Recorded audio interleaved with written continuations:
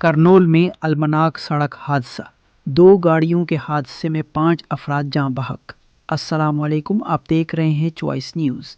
آندھرا پردیش کے کرنول ضلع میں کوٹیکل گھاٹ موڑ کے قریب آج صبح پیش آنے والا خوفناک حادثہ علاقے میں غم کی لہر چھوڑ گیا۔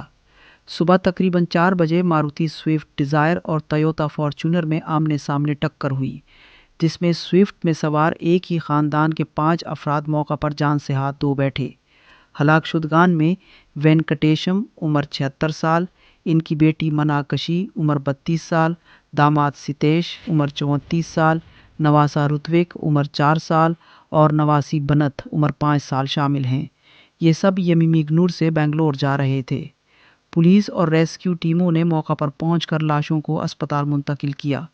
ابتدائی اندازوں کے مطابق دھند، خطرناک موڑ اور تیز رفتاری حادثے کی اہم وجوہات ہیں۔ پولیس نے عوام سے اپیل کی ہے کہ پہاڑی راستوں پر احتیاط برتیں اور ٹریفک قوانین کی سختی سے پابندی کریں۔